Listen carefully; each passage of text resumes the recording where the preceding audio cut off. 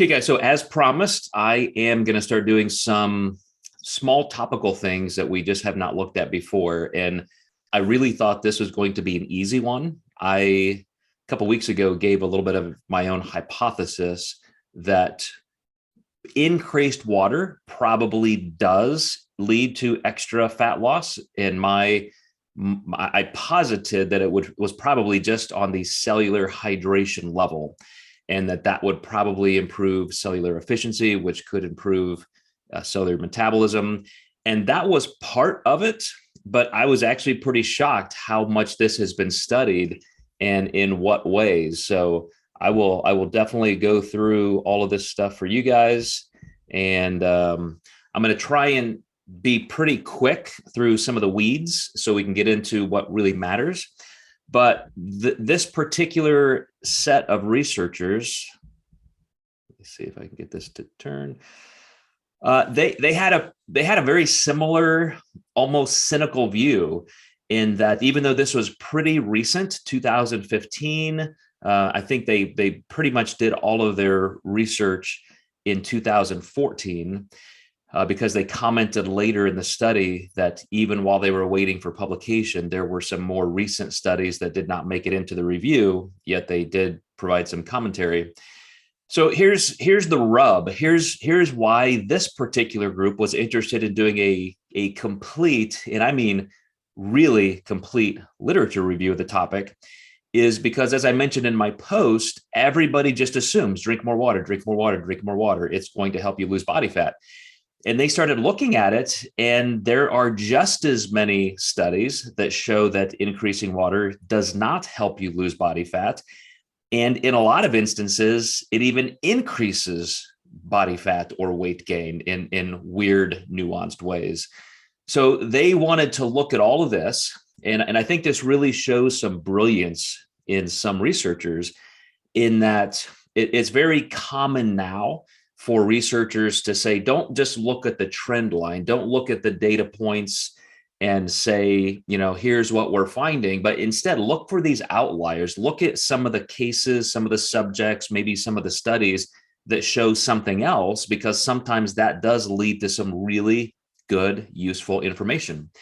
So they just thought, okay, we've got this collection, hundreds and hundreds of studies on the effectiveness of water and what it really does for weight loss specifically. We know hydration helps with overall health in different ways, but when it comes to weight loss, why are there just no really solid conclusions? And more so, why does every single science agency in the world say drink more water, and yet there's no evidence for it in terms of weight loss? So they wanted to dig in. They did an impressive amount of research, of statistical analysis. In the next slide, I'll show you guys I'm not going to really show you a ton, but I will tell you, if you go back to the actual literature review, like they sifted through the criteria, their inclusion criteria, and really categorize it in incredible ways. So again, when I picked this topic and I even looked at this initial review, I thought this is going to be simple. I'm going to sit down. I'm going to read this. I'll have a PowerPoint ready in an hour. I've probably got 8 hours in this thing already, just looking through this one study because they compartmentalized everything so well. So in general, what people have looked at in the past when looking at does increasing your water help with weight loss, the first one in this, I have a couple of sarcastic comments in this presentation here and there, because this is kind of one of those does water replacing sugary drinks help with weight loss? If I'm drinking a 2 liter of Mountain Dew every day and I replace that with water, will it help me lose weight? But really, that is a legitimate question, because sometimes people who consume liquid calorie dense drinks, they may actually eat less food. And so it may either not change overall energy intake, or it could even decrease. So on its face value, it kind of made me laugh. But then I thought, well, within reason, a certain amount, it could be a legitimate thing to look at. And so they looked at that. Different forms of sugar. Fructose is different than fructose blends or just table sugar, or other things like artificial sweeteners. They even looked at different types of calorie liquids that you could be replacing with water, including some amino acid type ones, heavy in whey. They wanted to look at all kinds of different contexts, like what happens when you eat, a restricted diet. Are people in a calorie deficit, or are they eating, whatever they want? That's one of the contexts they looked at. I just saw that my internet was unstable there for a second, so I'll repeat that. But they looked at different contexts, such as if people were eating ad libitum, whatever they want, or if they were restricted, if they were in a hypocaloric diet. They looked at children versus adults. But one of the things that nobody has really investigated, at least at the time of this literature review, was how and why and for who and in what context. Like if we can make a claim that water consumption in a certain way will aid in a certain amount for fat loss, let's figure this out. Because there are way too many studies out there that are conflicting, and nobody's really hunting down the exact answer. So that's what their goal was. That's why I picked this particular review. So again, what they've shown, and they looked at in their inclusion criteria, hundreds of studies, and it was almost just an equal amount that showed no effect, weight loss, or weight gain. And that's one of the things that I talked about at the end, after we get through some of the mechanisms of how this might work in all the different contexts, just in a practical way. Does drinking more water help you lose weight or not? So that's what we'll get to. But as I said, it's if you just picked one study or 10 studies or 100 studies to review, you'd probably get a lot of conflicting information. So here are some of the variables that they wanted to consider in even selecting for their inclusion criteria. Which studies would they even look at and include in their literature review? Number one is when you consume water, and you have to think of it like this. Are you just increasing water?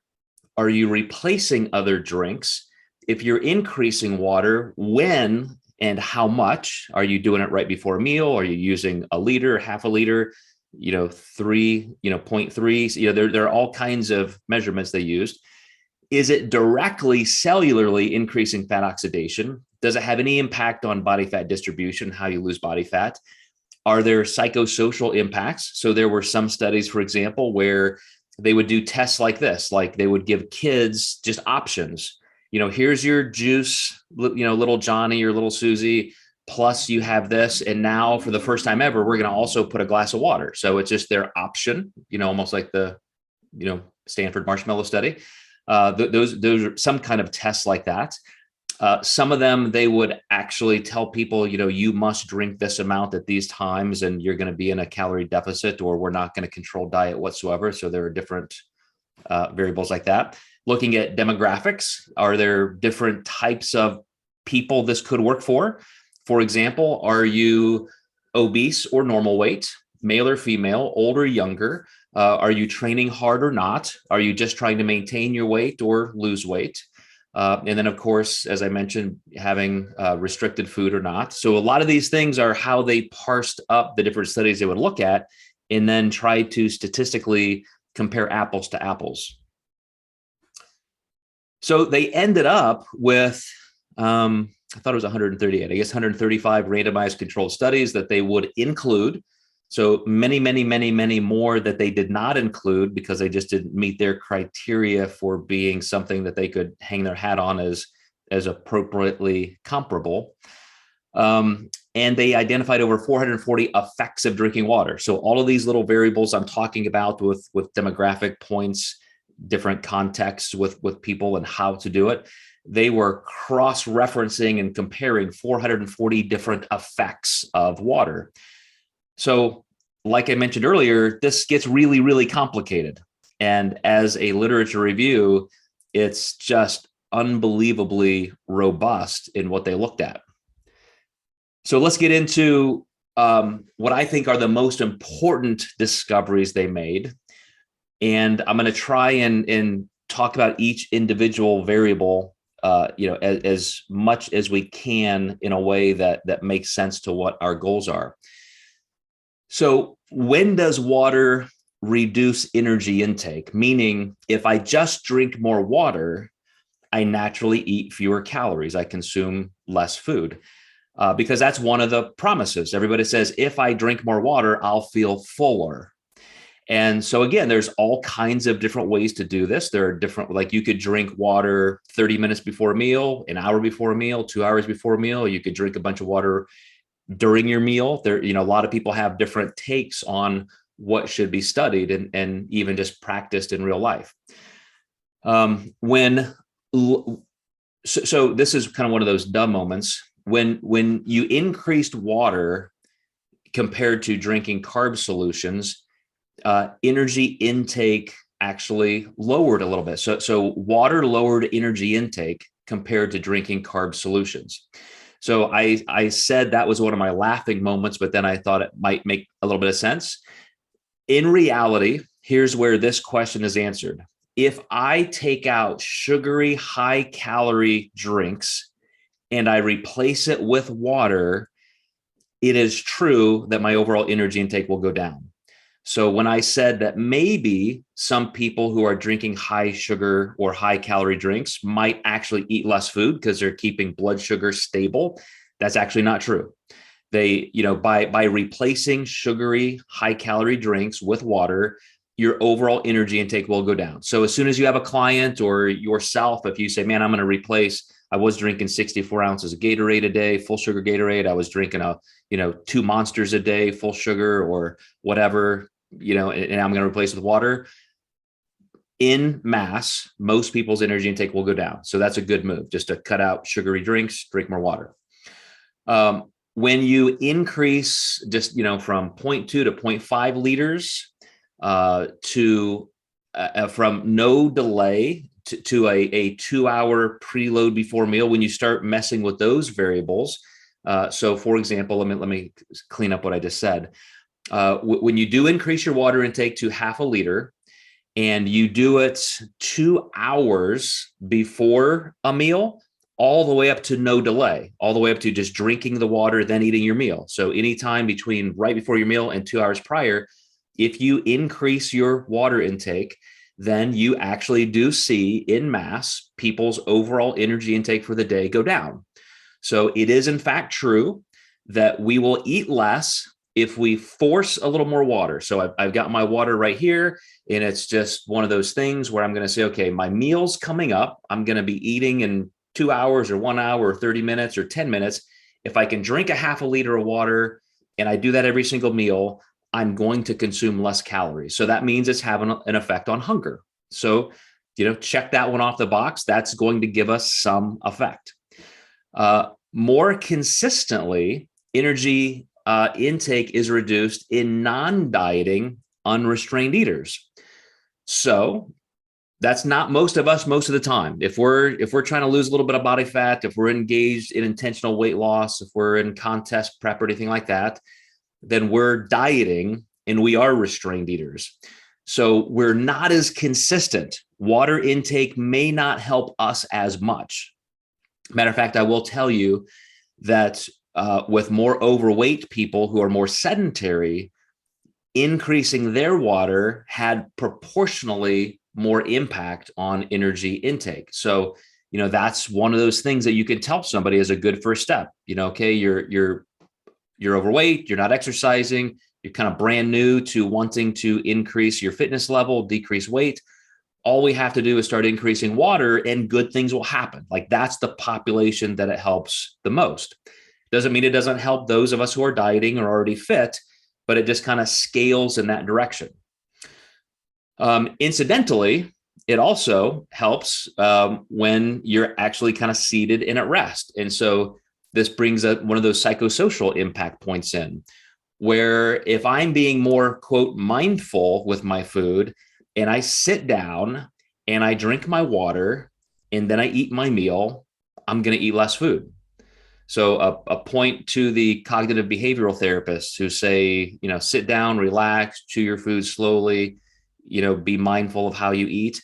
If you include extra water consumption in that kind of mindful eating practice, it's easier to even eat less. And again, I'm going to show you in a little bit that goes back to just kind of the hypothalamic control of hunger. It just allows blood sugar levels of blood amino acid, blood lipid levels to go up a little bit before you get that push away from the table reflex. And that means that your overall hunger will actually come down a little bit. Now, so here's one thing that I thought was funny, just because I have a 15-month-old grandson. This makes, I don't think it makes a lot of sense. It's kind of counterintuitive until you think about it. But when kids are drinking like sugary drinks, so in their little sippy cups, they've always got, some kind of a juice or something. When they're drinking something with sugar, so it's not just water, they're hydrating with a sugary, higher calorie drink, they will actually eat more. And so it's almost like, that taste of sugar starts really stimulating their need for more. It could be kind of an insulin reaction depending on dosage. But just a little tip, if you have kids, to say, hey, at least in between meals, let's not drink a bunch of sugary stuff, because that just makes them want to eat higher sugary, higher calorie meals. So that was when water intake does reduce energy intake. So for the studies, the whole compilation of studies that said, hey, we figured it out, increasing water intake decreases energy intake. And so therefore it's a good thing to do. Now here are kind of a list of the studies, or at least their principles, when drinking water doesn't necessarily reduce our food intake. Water versus artificially flavored drinks. We talked about that at one point, artificial sweeteners and that kind of thing. In fact, when coupled, this was a specific point one of our clients had, was when I have artificial sweeteners, like if I'm going to have a diet Dr. Pepper, this was his exact question. Would it be better to drink that diet Dr. Pepper with a meal or in between meals, based on what artificial sweeteners do for hunger? And his supposition, based on what we went over in that research review, was I should probably consume it with a meal. And we found out in some literature reviews at that point that that's probably true. Maybe it doesn't have that much of an impact, but logically it would. This actually shows the same thing, because we know when we consume something sweet, just like the kids who have the sugary drink, that actually stimulates hunger. And if you have sucralose or aspartame or stevia or something like that, it will increase your hunger. Your body gets that little taste of sugar, or what it thinks is sugar. The hypothalamus kicks in and hunger increases. What dampens that response is on the back end, when blood sugar is actually coming back up. But if it's an artificial sweetened drink with no calories, no positive energy balance, then the hypothalamus never turns back off. And so people who consume tons of artificial sweetened drinks, they just have a lot more hunger. And intuitively, somebody who's got a lot more hunger is probably going to eat more food occasionally. So here, replacing water, or having water or artificially sweetened drinks, really made no difference in energy intake, because we're doing it. We're talking about increasing water or increasing this kind of fluid intake with the artificial sweetener before a meal. So these people went into a meal, and then that's what dampened the hypothalamus. So anyway, that's just, I don't think that's a big deal. Don't write that down in stone that, okay, I must consume all my artificial sweetener only before a meal. It's probably incredibly benign and innocuous, but occasionally there are people who really do have kind of a hyper response to hunger. I'm one of them when I'm dieting, when my blood sugar is always kind of on the edge. I'm eating less food, I'm dieting.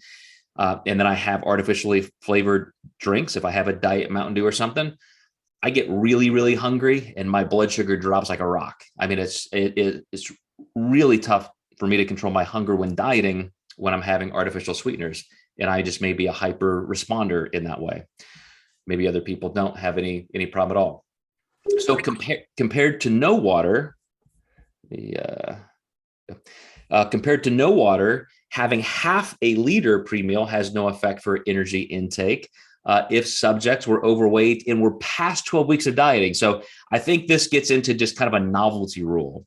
So those people that I said, if they're sedentary, they're just getting started, they're not even that active, and they start consuming water, their energy intake, their food intake goes down. After about 12 weeks, it kind of comes back up. And I would personally just kind of chalk that up to boredom. I don't think you're all of a sudden seeing a physiological change. I think, it's just one of those things where you just get back into those older habits. There's also no energy intake impact if overweight subjects consume more or less water during a meal.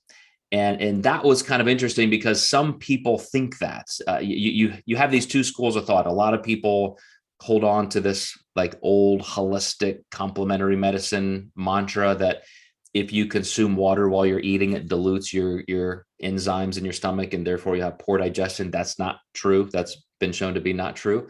I'm sure if you were insane with it, like you're going to drink 2 gallons of water while you're eating. Yes, there's going to be impact. But they also showed that in terms of fullness, just sitting, because some people say, okay, I'm going to take a bite of my chicken breast and then have a drink of water, take a bite of salad, drink of water. I'm going to do all these things. It's going to increase volume. That didn't really have an impact. If anything, it's just more that mindfulness and routine I talked about in the last slide. So consuming more water or less during the meal didn't really prove to be substantial.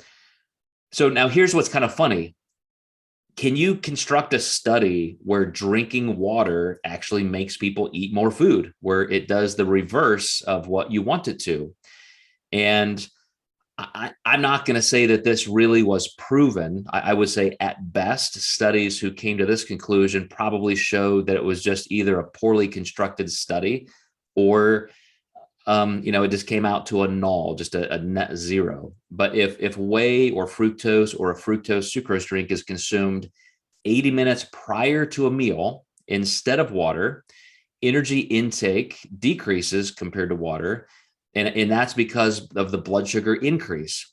So some people so again, now you're getting back into saying, okay, I'm going to replace this water with a higher calorie drink. I'm going to use Joe's old hypothesis that maybe having some sugar in a drink keeps your blood sugar stable, so you're just not as hungry. So they tried this, and they would intentionally give people a protein or fructose sucrose drink. So it's a low glycemic index, wouldn't really mess with insulin. You're looking at almost an hour and a half before a meal. And, instead of the water, so it's like, we're going to withhold your water. Instead of that half a liter or so, it's going to be a half a liter with this kind of concentrate. And then total energy intake, would decrease, but they still, over the course of a day, would actually see increases of energy intake. And so people would actually consume more food during this. And I think it's because, again, you're packing a lot of calories between meals now, and then they were still, for whatever reason, ad libitum, they were able to eat whatever they wanted. They would just eat a little bit more.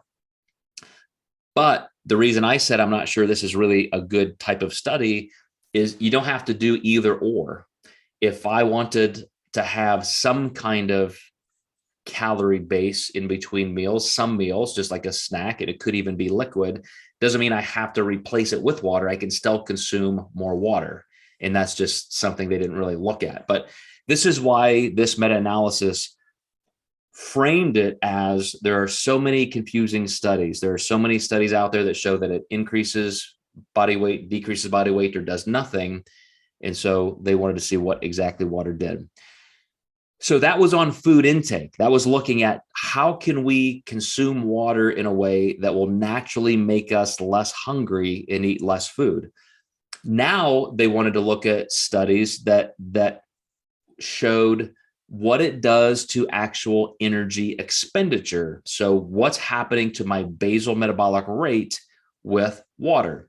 And they, again, looking at different variables, they wanted to see if that does something different with exercise or not exercise, if they were, consuming it with, compared to water compared to no water compared to these sugary drinks, et cetera. And one of the things that they show, this is kind of a simple one, that when you consume just water, if I drink water, does my metabolism go up? And the answer is no. But when I drink water and I exercise, does that make my metabolism go up? In other words, it's more of my functional or exercise induced thermogenesis. And that actually does, stand to reason a little bit. Um, if we do some exercise and our cells, even our muscle cells, are more hydrated, then we can see an increase in overall energy expenditure. And by the time we're done with this review today, you're going to see that these are all really, really small changes, but they can add up for some people who are really diligent. But a really funny thing here is water intake actually decreases energy expenditure only, and this is where I had to kind of do a little digging and say, this doesn't make sense. What are they talking about? When compared to sugary drinks at rest. So if I'm exercising and I'm slamming a bunch of water, then my muscle output is better. My mitochondria are working more efficiently, and I will burn more calories while training. But at rest, it said it doesn't, and I thought it just doesn't make sense. How can because it's not even that it does little, it actually decreases energy expenditure, but it was only when compared to sugary drinks. So when you consume any calories, thermogenesis happens, the thermic effect of food. So if you're consuming water instead, you're going to have less just normal thermogenesis. So I hope that's not confusing, because a lot of people tend to think that when you're healthier and you're leaner and you're eating well, your metabolism goes sky high. You're doing all the right things, so your metabolism blesses you by being higher. And it's actually the opposite. When you're leaner, you're healthier, your heart rate's lower, you're eating controlled amounts of foods, lower glycemic, higher quality foods, your metabolism decreases, because a decreased metabolism increases longevity. That's how you live longer. You don't live longer if your heart rate's 80 compared to 40. You live longer if your heart rate's 40. And if your heart rate's 40, that means you're burning fewer calories all day long. So the goal is never just to burn more calories for the sake of burning more calories, having a higher metabolism for the sake of having a higher metabolism. It's comparative. How can I do all of these things right and still be functioning at the highest level of efficiency? So that's the goal. And water intake, the next thing they looked at, so now we've looked at water intake on food and hunger, satiety, water intake directly on energy expenditure. Now at the cellular level, does consuming more water actually make my body fat cells liberate fatty acids better? Am I just naturally going to have more lipolysis because I'm drinking more water? So again, compared to calorie drinks, of course, because if I drink a high calorie drink, high sugar drink, the part of the metabolic switch where now I'm dominantly using more glucose, I'm going to turn away from body fat. So for any studies that said, yes, look, drink more water and you will instantly burn more body fat, if you're comparing it to replacing sugary drinks, then it's a stupid comparison anyway. I mean, that's just, you don't need a study. That's just physiology 101. But if you're comparing drinking more water to drinking less water and you're not having any calorie exchange, now you're actually comparing apples to apples. And just due to that cellular hydration, this is the money shot of this literature review. Of all the things that they were investigating and trying to see different populations and contexts, what this may be doing, and they kept seeing different things and it just wasn't clear. I think that's because it's all pretty benign. I mean, you're just not making that many changes. You're not doing anything that's really scientifically interesting or different. But now we're getting somewhere. Now we're going to look at just water versus just less water, dehydration versus even hyperhydration. When a cell is fully hydrated, every single cell in your body, liver cell, bone cell, skin cell, red blood cell, any cell, when it's better hydrated, more optimally hydrated, A lot of things actually happen. The mitochondria work better, so cellular metabolism does go up. That cell preserves glycogen more and will be more likely to utilize fat as energy. You actually have better glucose clearance, so the Krebs cycle and all of the ways that we convert things into usable energy, ATP, that actually improves. And so we finally have an answer. Yes, more water will directly increase lipolysis. But now we have to get into the question, how much? Is it worth it? How much water should we drink? So the next category they looked at was just actual gross weight loss. If we give these people this kind of, water intake, and this group this water intake, and we compare as many like variables as we can, then is there measurable weight loss? And especially in a controlled diet, because if you're giving everybody the same amount of calories and the only variable change is how much water you're giving them, now we can really see a more appropriate net effect.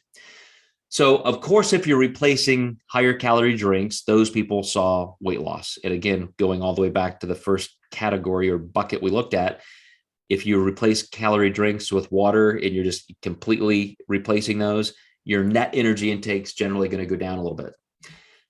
But here we go with some nuance. If you're already active and you're not calorie restricted, so you're not really dieting, then in some instances, people would see a little bit of weight loss. I increased my water, didn't really do anything else, didn't focus on anything else, and I just started losing a little bit of water or a little bit of body fat. And part of that may be that direct metabolic effect at the oxidative level. But some people, saw less, or actually less weight gain. So in people who are in a hyper calorie diet in higher water, they would actually gain less weight. But here's where I think we really find something useful. The higher the water intake, the more correlation to weight loss, because most of these studies would use amounts of water that people listening to me would find pretty benign. What is a half a liter of water? Like a glass and a half? And yet I know I have clients carrying around gallons of water, drinking 2 gallons a day, that kind of thing, which I think you get crazy, by the way. Just a quick little psychosocial note on my part. I at one point, this is kind of funny, but I actually banned my staff from drinking water out of a gallon jug in the office. And I did it because nothing screams meathead more than carrying around a gallon jug. And so in our facilities that, have every walk of life coming in and working out, and people who are just getting started, the more we show that a healthy lifestyle is difficult, I think it's to our detriment, it's to our clients' detriment. So, we would have clients, we'd have, a housewife or a business executive or a nurse or a teacher come in and say, wow, I have to get like a gallon jug and carry it around and be one of those people. And of course, the answer is no. Go fill up your actual normal size water bottle just once or twice more often a day. And you don't have to carry around 9 pounds of water with you everywhere you go.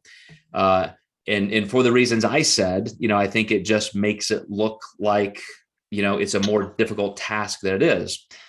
But that aside, the more water you drink, and a lot of these studies did not allow for people to drink more water than I think the average person would. I think we can get up to a gallon of water a day or 4 liters. And I think when we do make that a habit by saying, okay, like I personally, this is 32 ounces.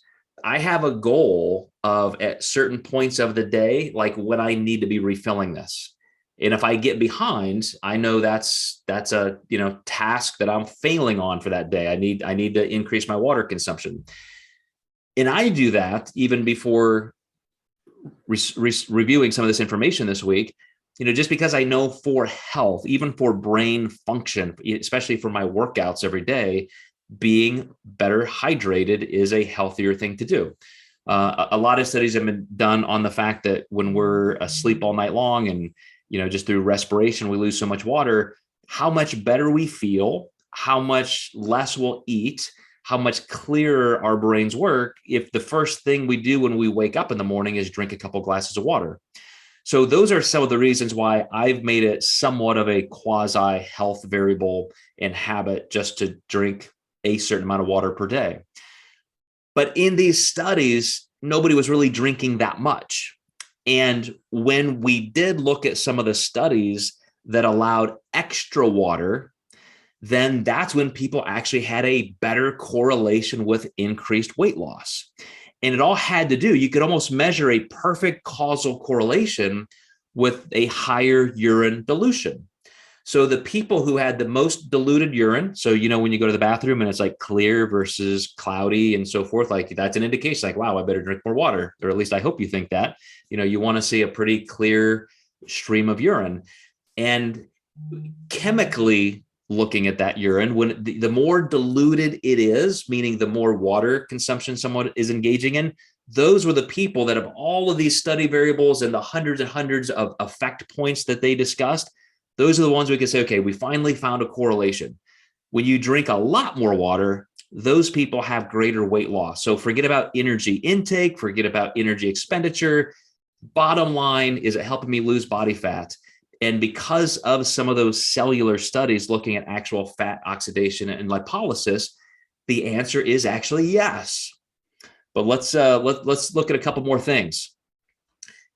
This particular meta-analysis or literature review, they ended saying we still don't have some great answers. Like it's not 100% definitive. There are too many populations and contexts where it's just still a little loosey-goosey for us to say that there's this massive correlation.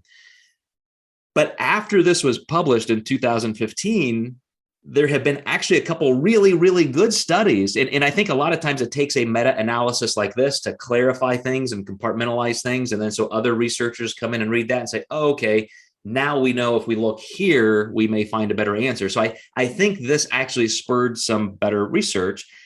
And there was one really, really conclusive study that showed that if you drink, I think, let me see, you guys are covering that for me. I think it's 500 milliliters. Yep, 500 milliliters, 30 minutes prior, every single meal, those people did have significantly more body fat loss. So that's another one of those check marks we can put, where we have some dogmatic answer. We still know that results are comparatively conflicting, so that an awful lot of researchers are saying, I can't say that's really going to help you lose body fat, but at least we know it's good for all these reasons, not only for other elements of health that we're not even going to talk about in the scope of today's chat. But not only is it a good thing, but more water created more body fat loss, specifically because of that fat oxidation, in adipose cells themselves. And then the last 2 points that I would bring up, as I looked through all of their categories, and even, I would look at some of their citations, because they had obviously hundreds and hundreds of citations, studies that they were including in their literature review. Every once in a while, I would go check one of those out because I really wanted to see, what the actual measurements were. And in the places where there were highest correlations, there was just not only a higher amount of water consumption, but very, very consistently. So the studies that would tell people you must drink this much water at these intervals per day, that's where we got better correlations. And then, also one thing that kept recurring was that the timing. The more people would consume water between meals, at rest, in a fasting state. So, the people who would try to drink more water with their meals or try to really kind of gorge themselves on water instead of a meal, if you just kept hydration really, really consistent and high in between meals, that was a place where you almost got every single one of these variables up to maximum capacity, meaning energy intake. If I'm constantly staying hydrated, I'm not going to misinterpret hunger or hydration for hunger, I should say. I'm probably going to be able to extend my fasting windows between meals a little bit more because I'm not getting quite as much hunger because of volumetric effect, as well as just keeping, hunger at bay. And then, even for people who are doing any type of exercise, it keeps you from being dehydrated more often. So then you get that effect of not just oxidative rate cellularly, in between meals, but then you even for mitochondria in the muscle cells and your energy output for exercise induced thermogenesis that improved. So the bottom line, if I were going to say after all of this stuff, compiling every single study we could possibly find, categorized by this literature review, it comes down to doing probably what we already knew anyway, which is to stay hydrated at a level, I wouldn't say that's painful. You don't have to force 2 gallons a day, but knowing what a normal intake is around 50 to 64 ounces a day, if you can get up to 100 to 128 ounces a day. Some people, especially in the summer and when you're exercising a lot, I think you can get even a little bit higher, and it's really consistent through the days or through the day. I think that really helps a lot. What I took from this that I think will hopefully leave a lasting impression on me is that the timing and the consistency matters, and it definitively answers the question that direct body fat loss is increased with optimum hydration, mostly through that direct fat oxidation. So several weeks ago when I said we'll be looking at topics like this, and I said, I think if water does help you lose body fat, it's probably because each cell is just more efficient when it's better hydrated. That's still the driving force. Yes, some people will just eat less because they're more hydrated. Yes, some people have a little bit more energy and have more energy expenditure because they're better hydrated. Yes, people will have more of a diluted urine, which could signal some metabolic efficiency improvements. But the bottom line just comes down to every one of those 60 to 100 trillion cells in our body, just every single moment of the day being more efficient, and the glucose clearing and so forth that I talked about on that particular slide.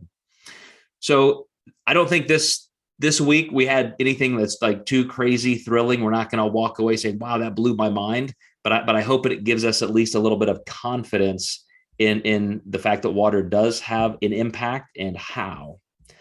So that said, as I probably underwhelmed you with this one, any thoughts or questions?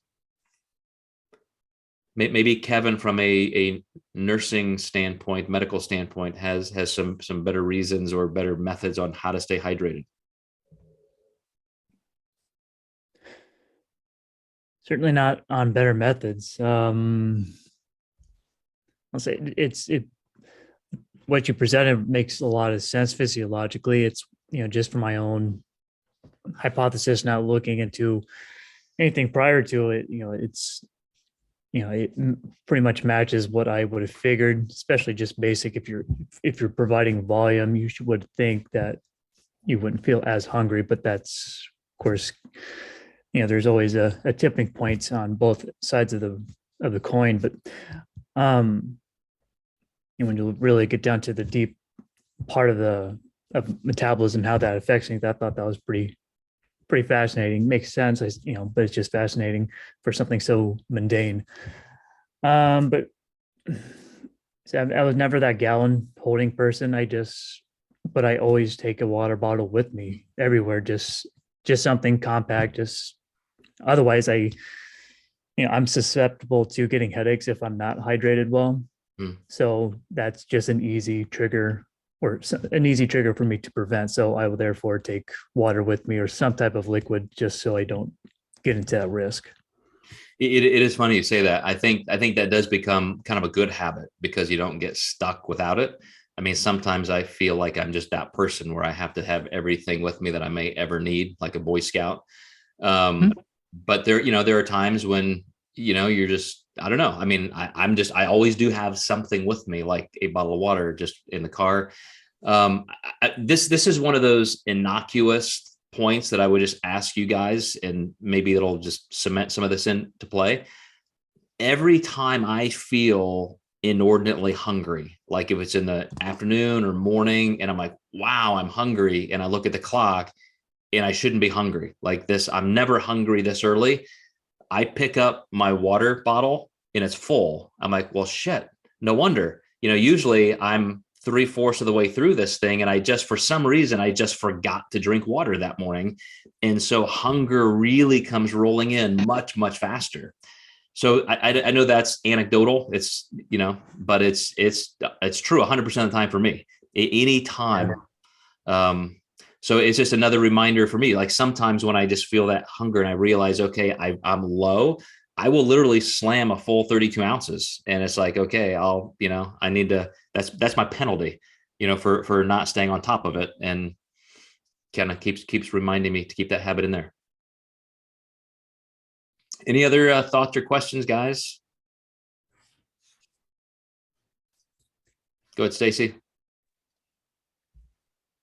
So I have a brand new client, and she is insulin dependent, and she does not like to drink water. And so she's wondering about adding like Crystal Light or something to her water that will improve the taste and get her to drink more, but not be counterproductive to her health or nutritional goals. What are your thoughts? Yeah, I saw 2 questions you had posted in the box. Sorry, I didn't see those until now. So as a meta-analysis or literature review, they did address that. So it wasn't just like one random study. They looked at, a lot of studies have looked at that. And the entire summation of information we have right now is that if you have something like Crystal Light instead of water, it shouldn't make a difference on energy intake or energy expenditure. But there are still other studies that show the more artificial sweetener you consume, the hungrier you are. So for those people, it's not going to hurt energy expenditure, meaning just like cellular metabolism. So that's a non-issue.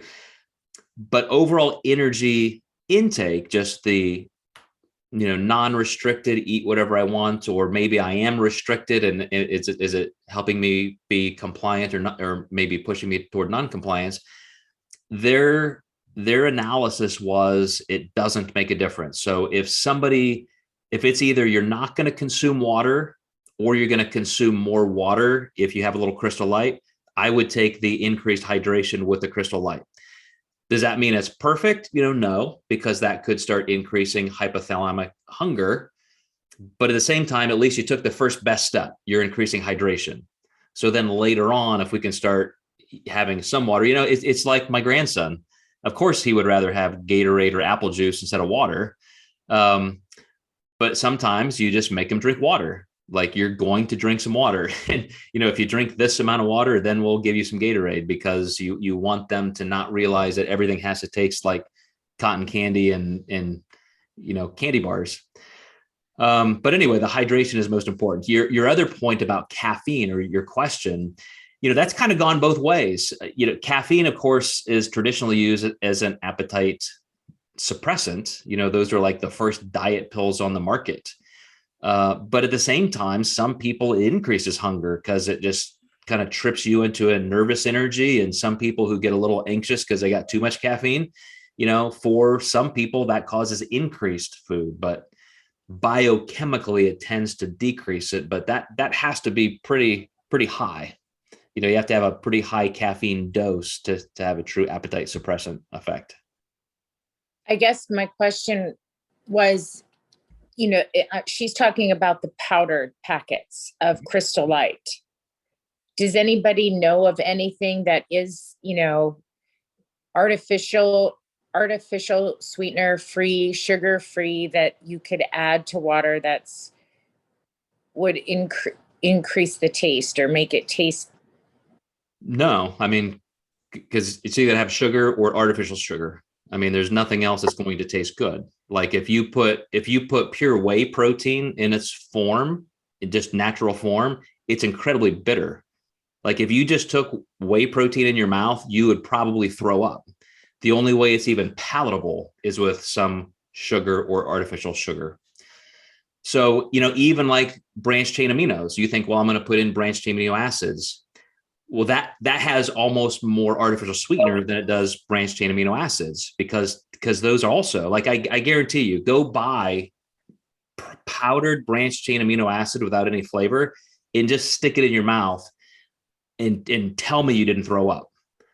Like, it tastes like kangaroo powdered urine. And so, like, you're consuming, more artificial sweetener than you are the branched chain. So, I mean, to get anything to taste good, there's going to be some kind of a sweetener, whether it's sugar or artificial. What about fruit, or like cucumbers or strawberries or something like that to put into water? You see it in spas all the time. Like, what would be the harm in trying that? Would there be? Well, I mean, it's going to be so minimal, the amount of actual glucose. But if whether it's lemon, lime, cucumber, I mean, it's not even worth mentioning that there may be a calorie in a glass of that. But it's certainly not sweet. Like, if I go to a hotel and I drink their cucumber water, I'm like, oh, it's nice. It just tastes like somebody put a little bit of grass, in my drink. It's like, it doesn't make me say, oh, I love this, it tastes so good. All they just taste is a little bit of cucumber. But if they like that, like, if you can talk them into enjoying that. But I'm totally serious, Stacy, that if it's between somebody having some Crystal Light with artificial sweetener versus just not having enough hydration, take the Crystal Light. These studies were very conclusive in that the hydration was better, and they just didn't find real negative side effects in aggregate to the artificial sweeteners. Some people, like I said, some people would be a hyper responder. Justina mentioned even here, what about alkaline water, just adding electrolytes? So some things you can do when you're just kind of messing around with the water without flavor. Like, does that have, I don't know. Like, some people really do taste those little subtleties.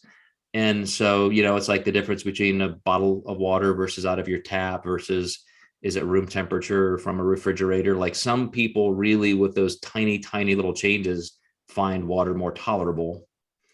But I also, man, I want to go to somebody like that, Stacy, and just say, okay, you're diabetic, you're trying to lose weight. Is drinking water really the worst thing in the world? Like, I mean, talk about like paying a price. Like, I'm not asking you to get on a treadmill for an hour. I'm saying just drink a glass of water. Like, this will help you. If somebody's not willing to do that level of self-care, there probably a lot of other things you're not going to do either. Well, I think that she is, but she's being very honest with me and telling me that, this is her hurdles. I mean, she is 120 some pounds overweight, diabetic, high blood pressure, sleep apnea, CPAP. She's got a lot of stuff going on, and she's kind of been pushed through the system. She actually, she's been going to an endocrinologist. She went to, she's postmenopausal, and she, her doctor said, let's go to a nutritionist. You're going to not believe what this situation was. She went and saw a nutritionist, and they said, okay, eat this, come back and see me in 90 days. And she said, I need someone to hold me accountable. I need help learning how to eat correctly. Thanks, Charles. And that's how she ended up with me. I mean, can you imagine? Yeah. See me in 90 days. In 90 days.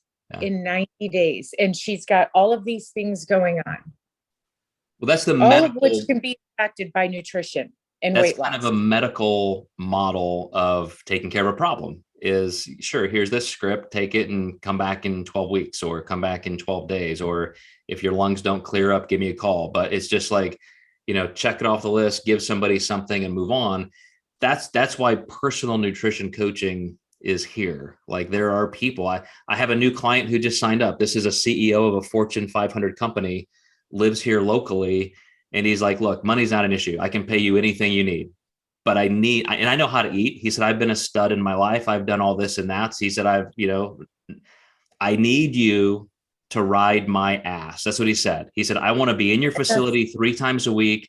Tell me what to eat. I'll have a chef make it for me, but I need you to be the coach. Like, that's what I'm paying a coach to do, is not just give me the right plan, but be an inspirational, communicating, motivating authority in my life. And so, that's why I said, Stacy, for somebody like that, I don't mind. I was on the phone, or I was in a video chat with a client today who just finished his first month, and he's like, yeah, Joe, it's okay. I'm losing weight, but I'm fluctuating here and there. And it's like yesterday, my boss took me out and I got fish and chips because that's what she ordered. And I just thought, what the heck? And she's eating that, I'll eat that. And my friends were in town and I had a couple beers and this and that. He said, I know I could be doing better. This is an actor who's got roles coming up. And he said, I need to be this weight by summer because this is my career. And I said, well, then stop fucking telling me that you have to eat the fish and chips. No, you don't. Like, you made that decision. You didn't have to do that. I had that conversation with him verbatim, Stacy. And he's like, thank you so much, man. This is the talk I needed. This is exactly what I needed. I'm getting back on it Monday. So if I had to tell your client that you have to drink some water, and that's the hardest thing you have to do this week, like, that's the tough love some people need. I've had the hunger conversation 3 times this week because they're like, I start to feel hungry, and I'm like, that's a good thing. I'm like, we've gotten ourselves to this place where we think we shouldn't ever feel hungry, but you need to let your body feel hungry and not think of it as a pain in your life. That's your body. And that's how it's designed to function, to let you know it's time to eat. But you almost have to tell them some of this stuff over and over, because you realize how conditioned we've gotten to not feel hungry or feel pain. I had this conversation with my 19-year-old daughter last night. It was so funny because she has to, so she's in an abnormal psychology class. This is what she's studying. And she has to defend. The professor gave them like different sides to defend. And her side was she had to defend that today's college students either do or do not have increased pressure. And so they need more anxiety medications, more Ritalin, more Adderall, more this, more that, more emotional support, kitty cats in the dorm. And I'm like, look, every single generation feels like the world is ending, and they have all the pressure of the world. Like literally compare yourself to World War II, when 500,000 people are going into Normandy Beach and so forth. And I'm like, and tell me that you really have it rough. It's all perspective. And so, Stacy, I know what you're saying is exactly right. We have to, with clients, continue to say some of the same things over and over, because we can only act on one thing at a time. That's almost how our restraint has to be. And I'm answering your question 2 ways, like statistically through research, take the hydration and the crystal light. Like, let's take one best step at a time. Like, pick our battles. But when I have to have that other talk, which is just drink the freaking water, like, it's not going to kill you. Like, just slam a glass. You'll find out that it wasn't that difficult. Like, then we can go on to a bigger battle. Like, now all of a sudden it's going to be something else, but at least, it's just one step at a time.